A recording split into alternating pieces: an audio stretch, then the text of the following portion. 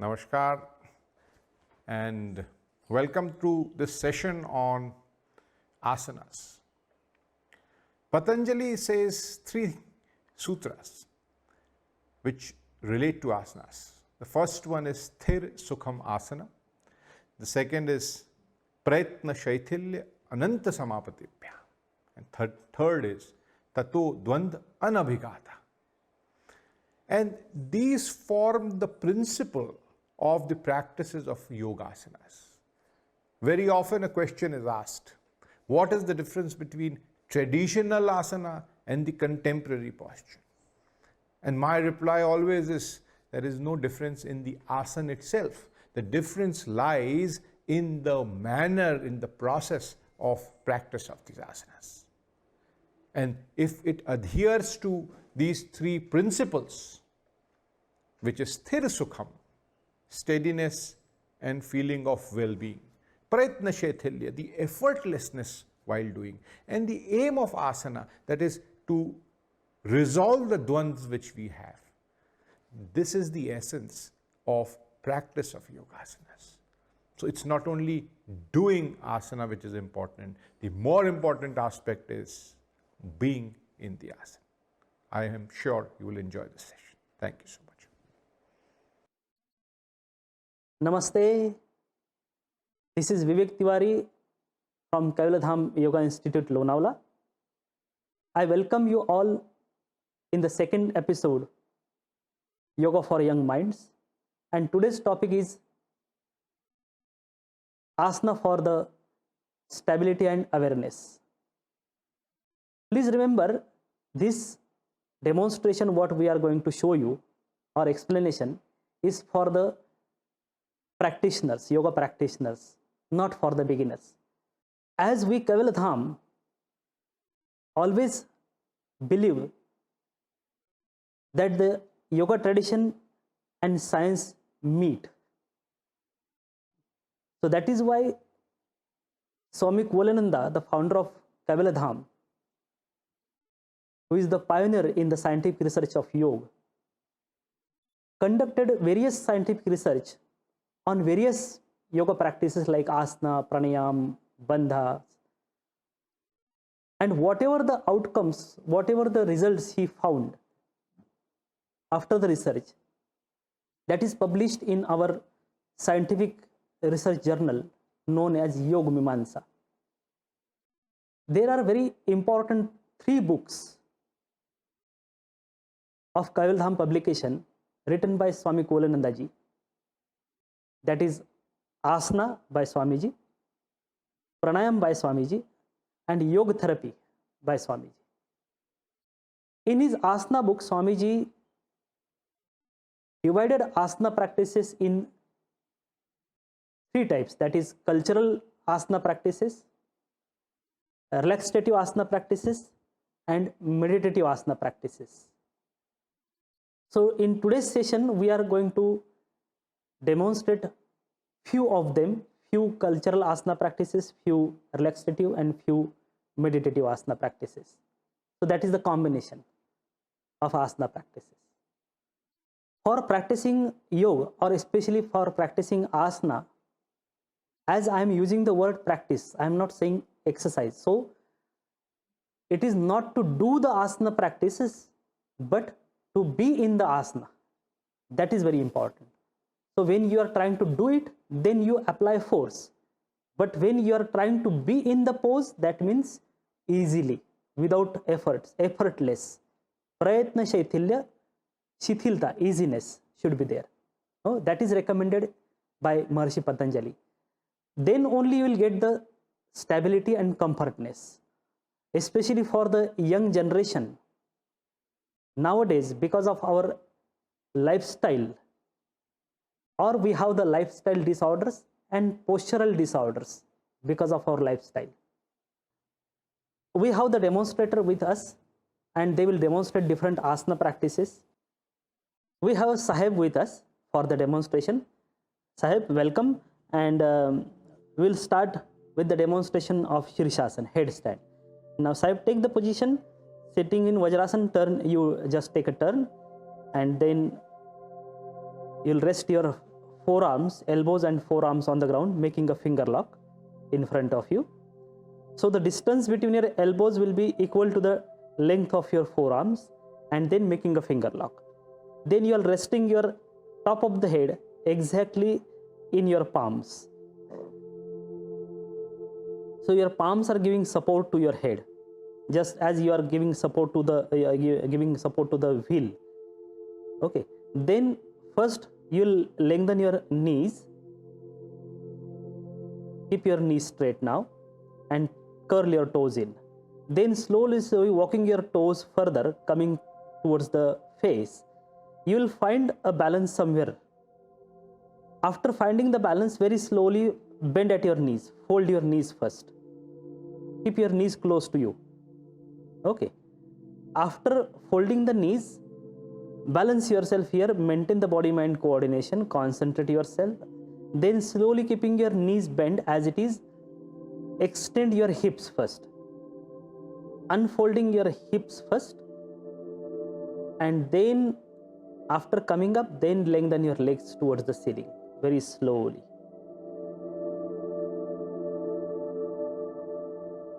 And balance yourself.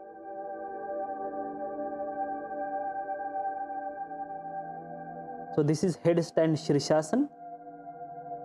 Inverted pose gives vertebrae different kinds of pressure opposite to what they experience the whole day. Okay, because in the whole day you are in a straight position, and this is the inverted one. So it diverts your blood circulation, your microcirculation towards the upper body parts, and it increases the activity of the organs. It regenerates all the organs because of the excess blood circulation. A particular feeling of a freshness after doing Shirshasana is expected, but you should practice it in a yogic way. Now slowly, while coming back, slowly fold at your knees and hips. Take your knees close to the chest again, and then after taking your knees close to the chest, very slowly, with balance, with concentration, very easily, slowly lengthening your knees, rest your feet on the ground. After sitting in Vajrasana, now slowly making a fist of your palms, one over the other, and then bend forward and rest your forehead on your fists. Because in inverted asana like Shirshasana, there is excess blood circulation in your head, in your brain, and eyes becomes little red. So with the gravity, the blood circulation will become little normal, and after some time, when you will be comfortable, then slowly come up and then relax in Shavasana. Take rest.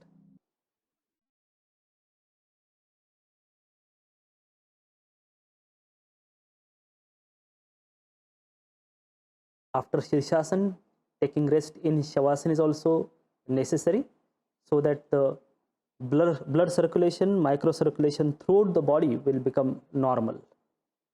And observe the changes and feel the effects of the practice. So this is about Shirshasana, headstand.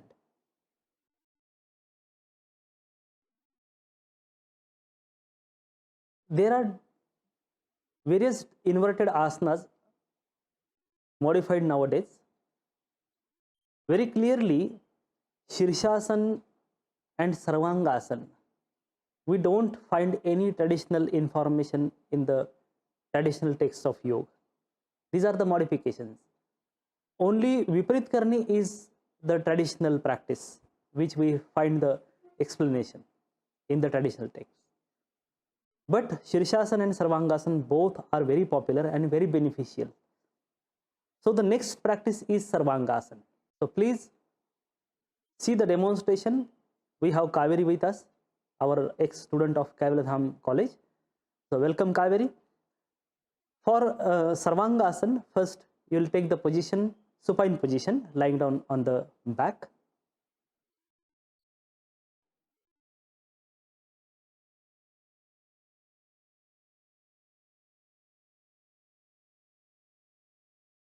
Hands are close to the hips, palms facing down, legs are together, keeping your whole body active.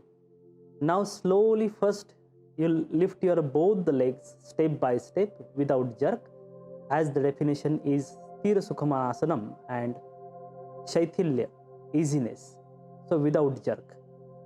After lifting your legs up to 90 degree in Ardha Halasana, then slowly pressing your palms on the ground without jerk, start to roll up your spine from tailbone to the upper thoracic so that your legs will come parallel to the ground, keeping your knees straight. After that, fold your elbows and then give support of your hands to your middle back and take your legs towards the ceiling. Give proper support, take your own time, and then your whole body comes in one line, perpendicular to the ground.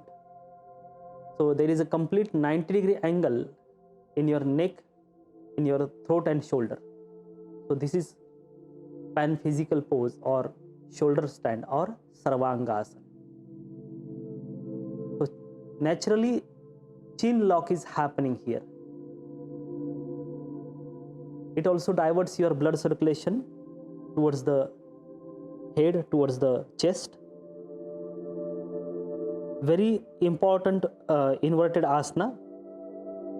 So the gravity helps the thyroid glands to get nourishments and nutrition via blood and purification also. So it increases the thyroid secretions, and Sarvangasana destroys the changes in the bacterial infections due to the metabolic improvements with the thyroid activation. So these are the scientific outcomes after the scientific research done by Swamiji. So it helps to activate your other glands like your spleen, liver, pancreas, thyroids. All those glands are getting stimulated and they are functioning properly. To come back out of the pose, first take your legs slowly parallel to the ground. Pressing your palms on the ground with control, you'll roll down your spine from upper thoracic to the tailbone. One by one vertebrae will come on the ground, so that you will come in the position of Ardha Halasana. And then slowly you'll release your legs slowly without jerk.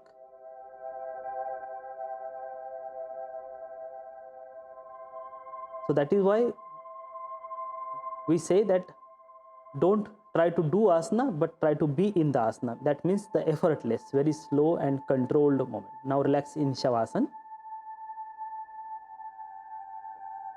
So this is about Sarvangasana, which is one of the inverted asana, diverts your blood circulation towards the chest, towards the head, and stimulates your thyroid glands and all the other internal organs and your other glands like spleen, pancreas, liver, etc.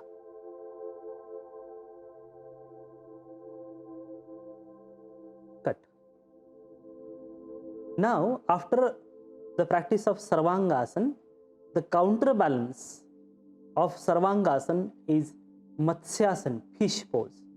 Why it is counterbalance? That is also the scientific outcome after the research.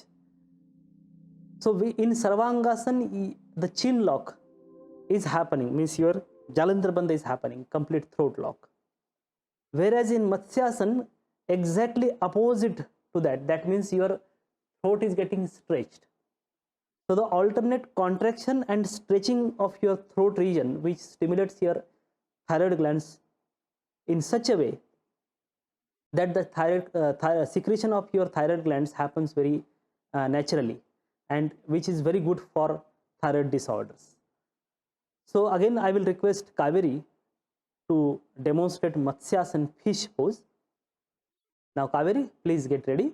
Take your legs together, hands close to the hips, palms facing down, starting position. Now first, slowly come in sitting position, taking a turn with the support of your hands.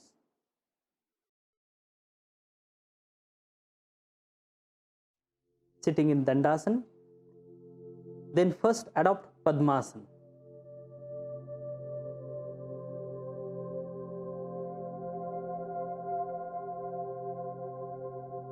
After sitting in Padmasana, keep your knees as it is on the ground. Then slowly, with the support of your elbows and hands, lie down fully on your back. And then, with the support of the elbows or placing your palms below the shoulders, lifting your shoulders and upper body, going in the extension, and resting your top of the head on the ground, so that your upper body weight will come on the top of the head. Then hold your big toes and rest your elbows on the ground. This is fish pose, Matsyasana, in which your throat is getting stretched, exactly opposite to the practice of Sarvangasana. So that is why it is known as counterbalance or counter pose of Sarvangasana. To get the proper benefit for thyroid disorder, practicing Matsyasana immediately after Sarvangasana is recommended, because it completely opens the pharynx region, and actually in Sarvangasana that pharynx region is contracted.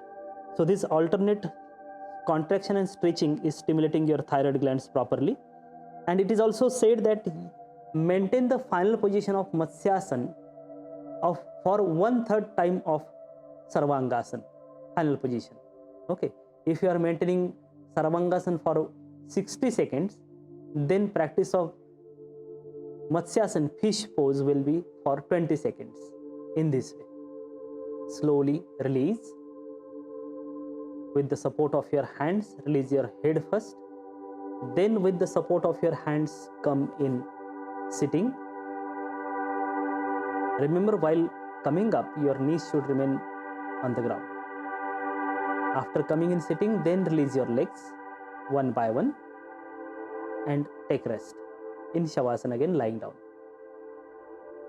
This fish pose Matsyasana can be done in a simple way also, because many people are not able to adopt Padmasana. Then for them, the simple Matsyasana in lying down position is like this. See, Kaveri, again now you will demonstrate in the simple way, taking your legs together, and as it is in lying down position, with the support of your palms, resting them below the shoulders, you will lift your shoulders and upper body. Spine will go in the extension, upper body weight will come on the top of the head, and then you are resting your palms on your thighs, elbows on the ground. So the upper body position is the same, only lower body position, your legs are straight instead of Padmasana. So those who are having knee injuries or not able to adopt Padmasana, for them this simple Matsyasana is also recommended. They can practice it and they can get the benefit of this Matsyasana and Sarvangasana. Slowly release. While coming out of the pose, it is necessary to come back with control very slowly without jerk, and then take rest in Shavasana. So this is about the combination of Sarvangasana and Matsyasana, which is good for thyroid disorders. After the practice of the combination of Sarvangasana and Matsyasana, now we are going for see the demonstration of Halasana, plow pose. Of course, it's Purna Halasana, because when you say Halasana, that's complete Halasana. The modification is Ardha Halasana for those who are having restrictions. So in Halasana, you are in a supine position first, and then step by step you are proceeding for Halasana. Again, we have Kaveri for the demonstration of Halasana. Kaveri, please get ready, come to the starting position. Now from here,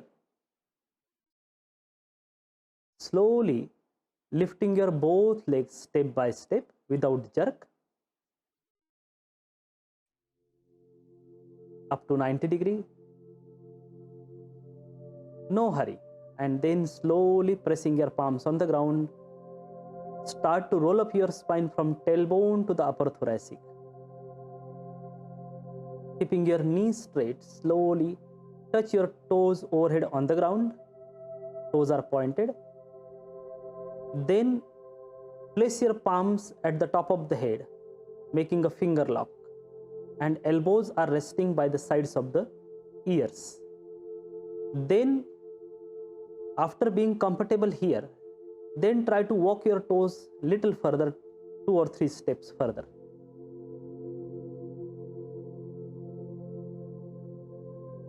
Now maintain keeping your toes pointed. This is the final position of Halasana. It looks like a traditional wooden plow, Indian plow. So it forms a complete chin lock. Okay, and it is very good to maintain the health of your thyroid glands. It gives stretch to all the 31 spinal nerves, and which increase the blood circulation in your spinal nerves. And if there is some misalignments in your vertebrae, that misalignment is getting cured by the practice of Halasana. So all the spinal muscles and back muscles are getting stretched, hamstrings are getting stretched, neck is getting stretched completely, and there is a contraction of your abdominal region. Because of that pressure, all the internal organs of the abdominal region are getting stimulated. So good for digestive disorders, improves your digestive capacity, and your gastric fire is getting stimulated. To come back very slowly, so first slowly walk your toes again 2 or 3 steps close to you. Then slowly release your finger lock, pressing your palms on the ground. Very comfortably, very slowly start to roll down your spine from upper thoracic to the tailbone. One by one vertebra will come down. After coming in the position of Ardha Halasana, then slowly you'll release your legs step by step with control.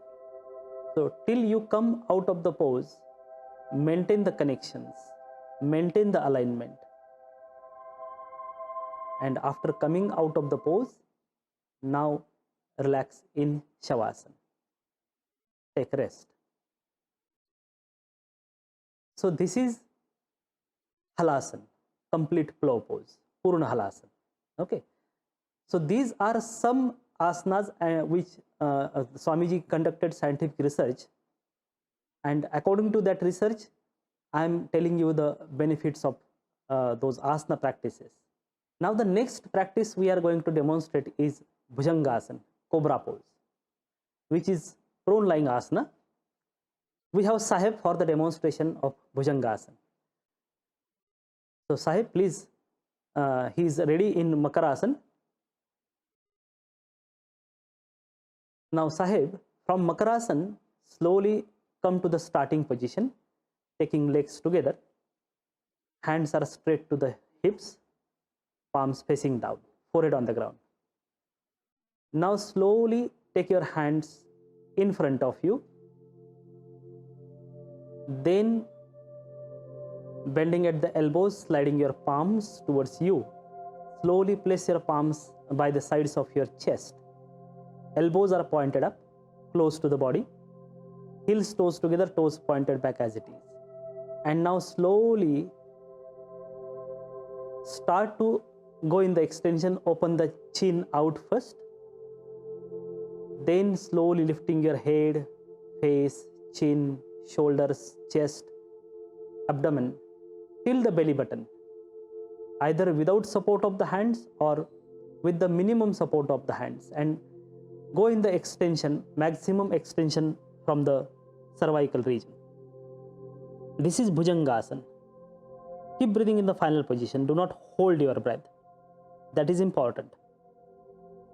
So this Bhujangasana is very good to maintain the health of your spine, it improves the spinal flexibility and elasticity of the spinal muscles, and it stimulates all the internal organs of the abdominal region, especially your pancreas, kidneys, liver. All those functions are getting stimulated.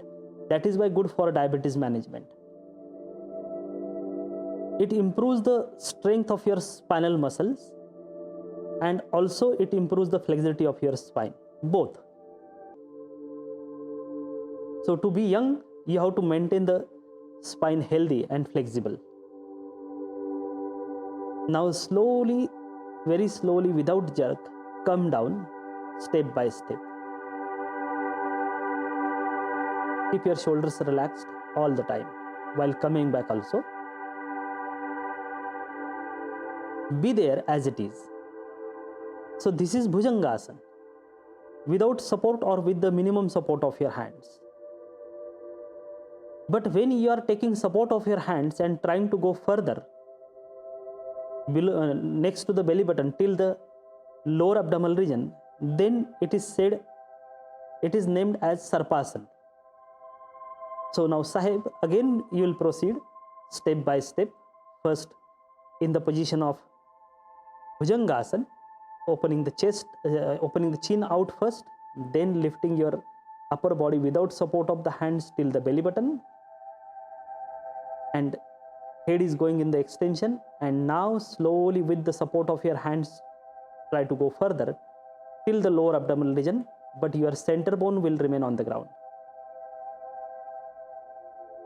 So your cervical region is going in the complete extension, opening the rib cage, widening at the collarbone, heels toes remains together. This is Sarpasana. Slowly come back. Benefits are the same. Only the thing is you are going little further in Sarpasana with the support. That is the difference of Bhujangasana and Sarpasana.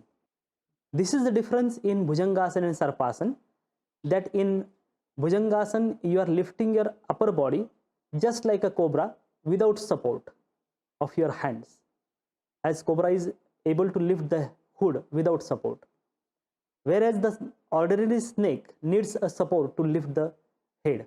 So that is why in Sarpasana you are taking support of your hands and lifting your upper body.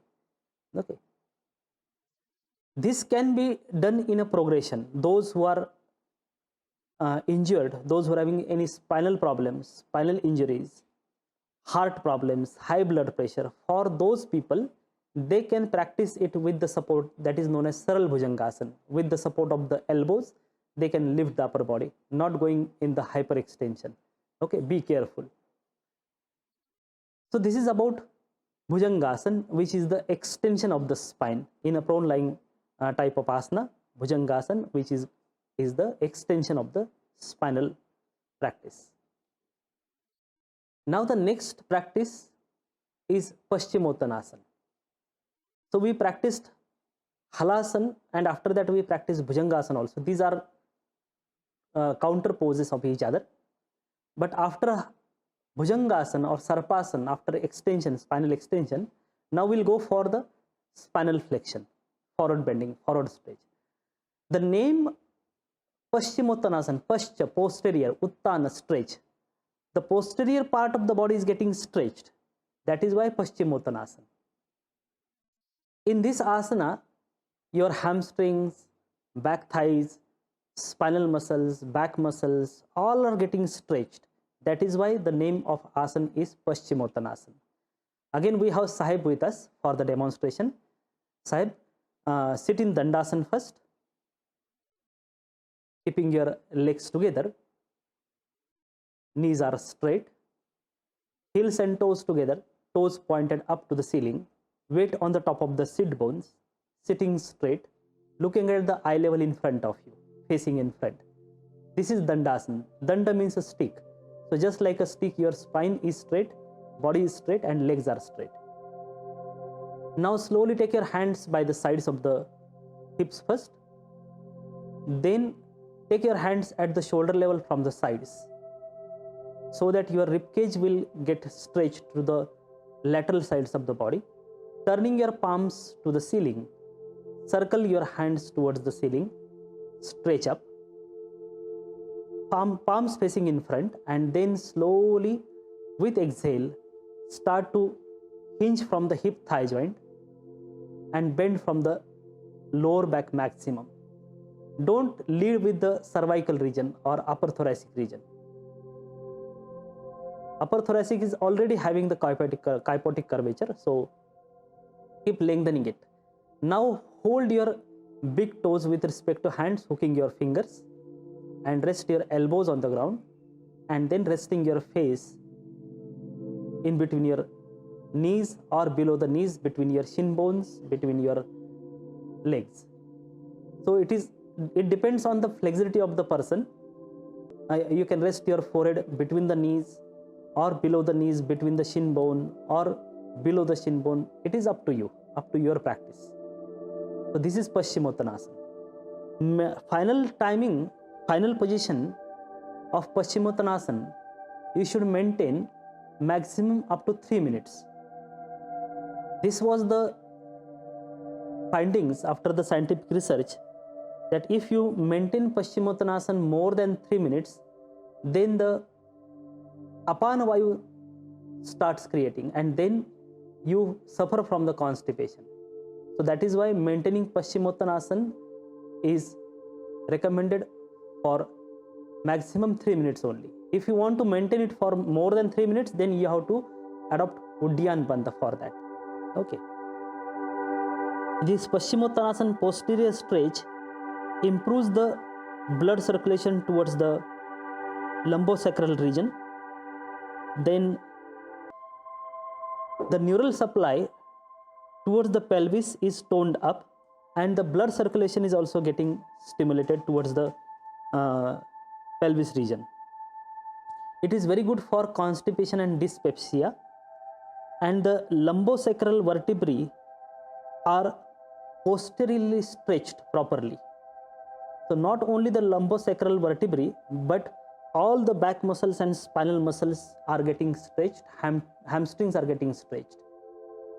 Now to come back very slowly, first lengthen up yourself, stretch the spine, and then slowly with inhale come up.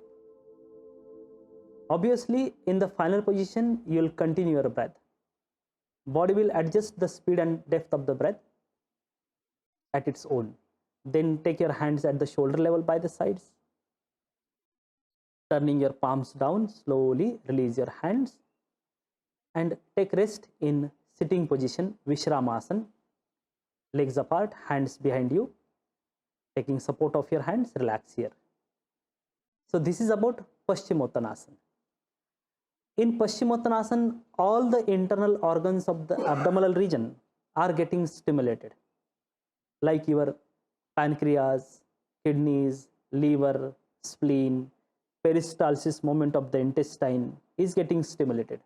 That is why good for digestive disorders. It stimulates your gastric fire also. That is why Paschimottanasana is good for digestive disorders and good for diabetes management. But those who are already suffering from spinal problems like slip disc, sciatica, or if somebody is having any recent abdominal operations, abdominal surgeries, heart problems, cardiac problems, severe hypertension, in such cases you should avoid the practice of Paschimottanasana. Okay?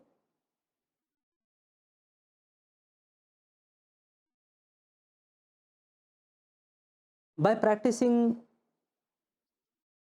Sarvangasana, Halasana, Paschimottanasana, that means it's a forward bending, flexion of the spine. Whereas by practicing Bhujangasana, you are giving extension to the spine. Matsyasana, Bhujangasana, these are the extension. Now, there are other two movements in the spine, that is twisting. So for that, we will practice Ardha Matsyendrasana. In the tradition, Matsyendrasana is explained. Ardha Matsyendrasana is not explained in the tradition. But it is the simplification coming from some saints or further traditions, but not yogic tradition. Sahib, now sitting in Dandasan. So from Dandasan, slowly bend at your right knee first. After folding it, now cross your right foot to the left leg. Feet will remain flat on the ground. Now bend at the left knee in such a way that your heel will come by the side of the hip and your hip is resting on the ground. Then cross your left hand to the right leg, to the right thigh. By crossing it, hold your right big toe with your left hand. Then twist to your right side fully, lengthening the spine. You can take support behind you in the beginning, and after balancing properly, then release the support of your back hand, right hand, and encircle your back hand to the waist from back side, and maintain the lengthening and twisting of the spine. This is Ardha Matsyendrasana.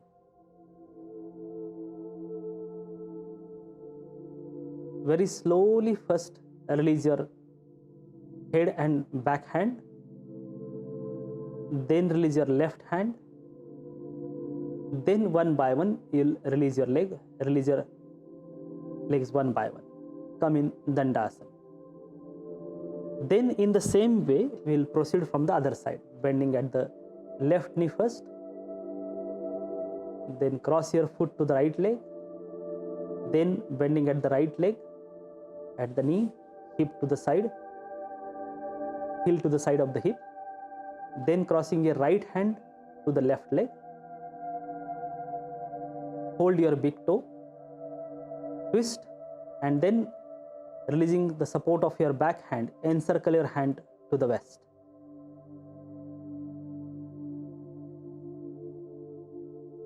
So twisting from both sides, that you are maintaining the counter balance, you are maintaining the balance from both sides in Ardha Matsyendrasana. After maintaining for some time, you can come back slowly in a reverse order, step by step. This Ardha Matsyendrasana is little difficult. Of course, Purna Matsyendrasana is very difficult. Very few people can practice it, especially females can practice it easily because of the natural structure of the pelvis. For males, it is more difficult to practice. That is why it was simplified in Ardha Matsyendrasana. But many people who are having excess fats or belly fats or stiffness, for them, they find it little difficult. So Swami Kuvalananda ji simplified this Ardha Matsyendrasana and he introduced Vakrasana, simple Vakrasana. Okay, so that Vakrasana is very simple, effect is the same. Ardha Matsyendrasana or Vakrasana, twisting asanas, are stimulating your peristalsis movement of the intestine, then your pancreatic functions, liver functions, kidney functions are getting stimulated.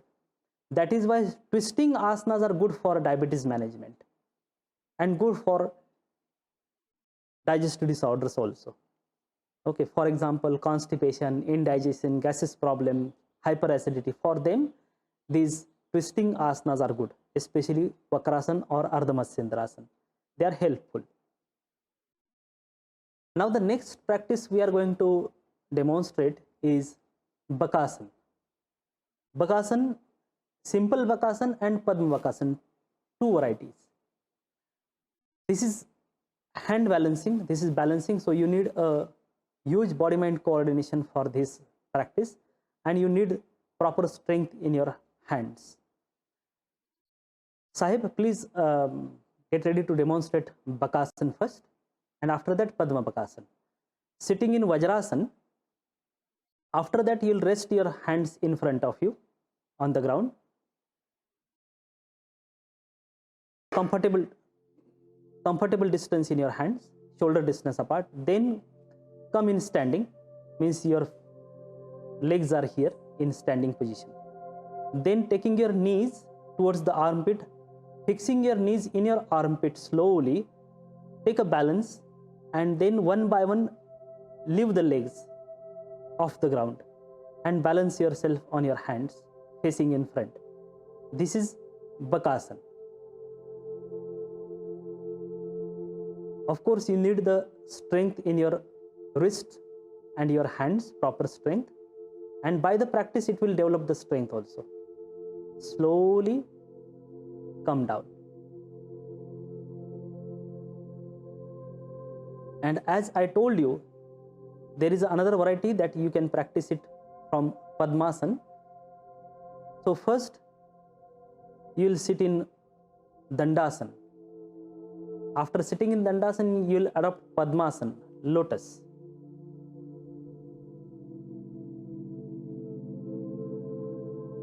One by one, you will hold your knees, come in Padmasana first. And after adopting Padmasana, lotus, then resting your palms in front of the knees, lifting your knees in Padmasana and resting your palms in front of you, fixing your knees in the armpit, your legs in the armpit properly, and then slowly balancing yourself, taking your balance and come up. This is Padma Bakasana.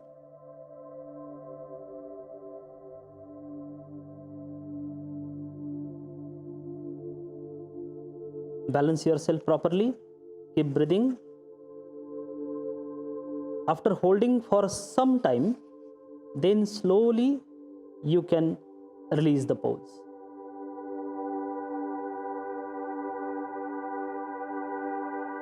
You should not fall down. Very slowly you can come back.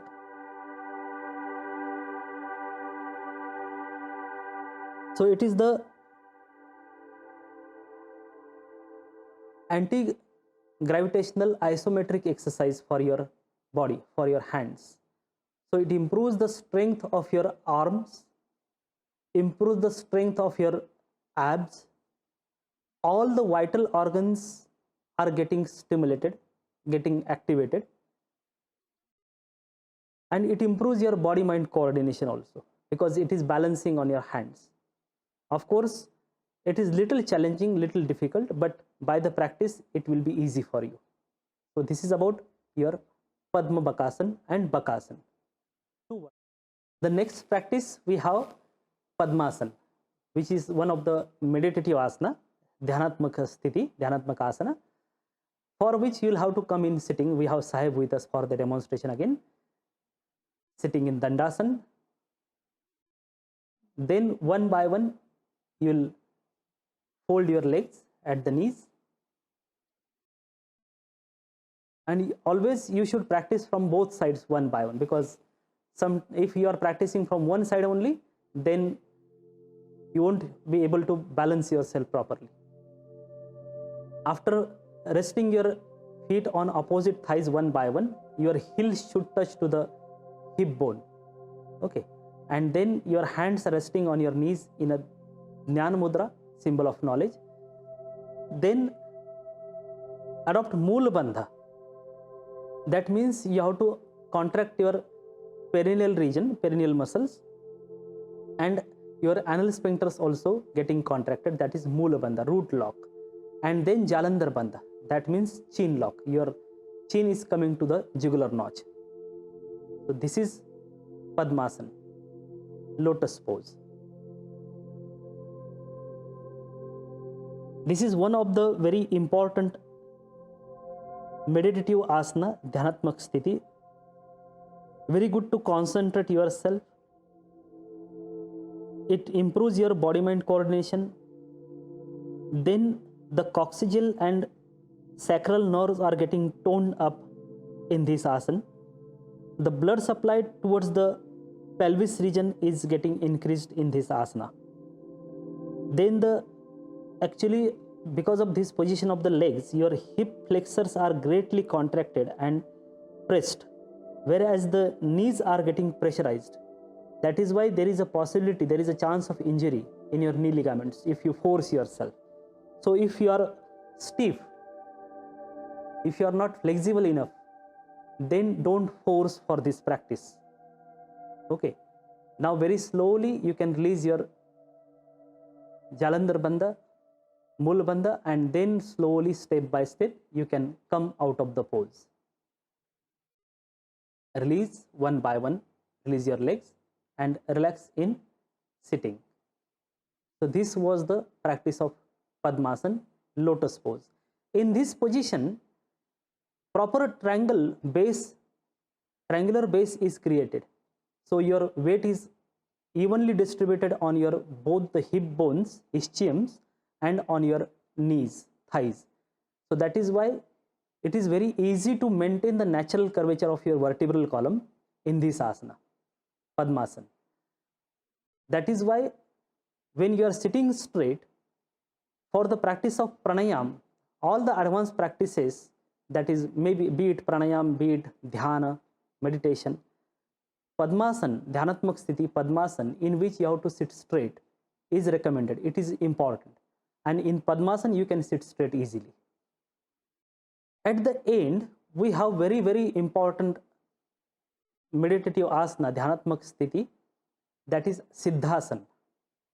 And it has got the great importance in Hatha Pratipika, because it is considered as the best asana among all the asana practices. Okay. For Siddhasana, again, you are in Dandasana. Sahib is there for the demonstration. Sitting in Dandasana, then first you will part your legs little. Then after that you will fold your left leg first, left knee first, and fix your heel in the perineum. So your heel should be against the perineum, pressing your perineum, but not sitting on the heel, not below the perineum. After that you will fold your right leg, and then you will put your right heel exactly over the left heel in such a way that your left big toe will be visible coming out of the right leg from the calf and thigh. Other toes of the right leg will be going in between the thigh and calf of the left leg. So that means, in short, both the big toes should be visible and relaxed, and your both the heels are pressed against the perineum. So this is Siddhasana. Hands are resting on your knees in a Jnana Mudra. Then you are adopting a Jalandhar Bandha, jugular notch, chin to the jugular notch, Jalandhar Bandha, and your Drishti is Bhru Madhya Drishti, gazing to the middle of the eyebrows. And this Siddhasana is explained as a Sarvashreshta, the best of all asanas in Hatha Pratipika. Pressing the heels against the perineum is recommended, but not sitting on the heels. Okay, that is, make it a point. This is one of the meditative asana, but not only one of the, this is the best meditative asana, Dhyanatmak Sthiti, Siddhasana, Siddhi प्राप्त करने वाला आसन. Okay, that is why Siddhasana.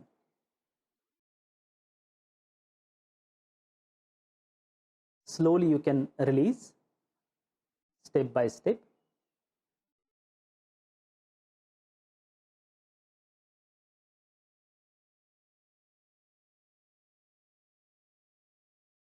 And relax in sitting again.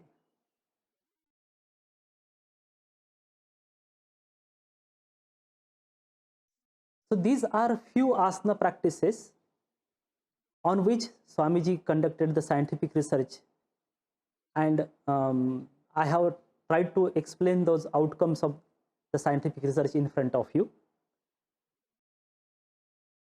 Asana practices or asana is the third limb of Ashtanga Yoga of Maharshi Patanjali. Before that, yama niyama, social codes of conduct, personal codes of conduct are expected.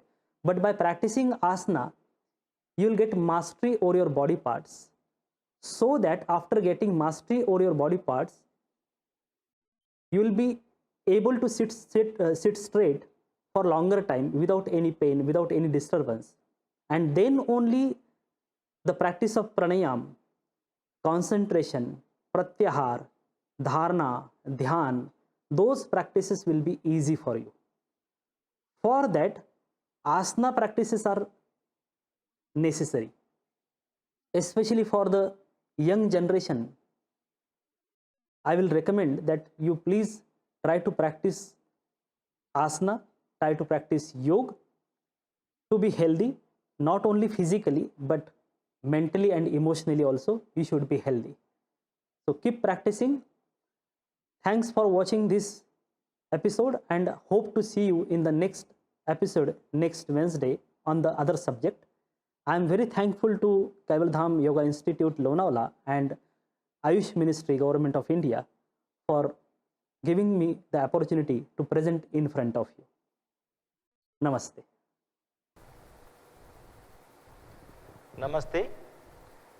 Namaste to our Honorable Minister, Ministry of Ayush and Ministry of Sports, respected Secretary Sir and Joint Secretary Sir, Ministry of Ayush, Director MDNY and Resource Person Yogacharya Sri Vivek Tiwari ji and participants. I deem it a great and privilege to propose the vote of thanks on this memorable occasion. Let me first of all start by giving glory to the Almighty God for making today's occasion a resounding success. I express my hearty thanks to our most valuable invited speaker, Yogacharya Sri Vivek Tiwari ji, a senior member of teaching faculty from Kaival Dham, for his august presence and his kind acceptance as resource person for this Be with Yoga, Be at Home series. Our speaker sharing his views, knowledge, idea and experience on stability and awareness through Yogasana. Thank you, sir. I am sure all the participants will utilize your rich experience in the field of yoga. I would also like to thank to Ministry of Ayush and Director MDNY for their support, contribution and guidance in conducting this event.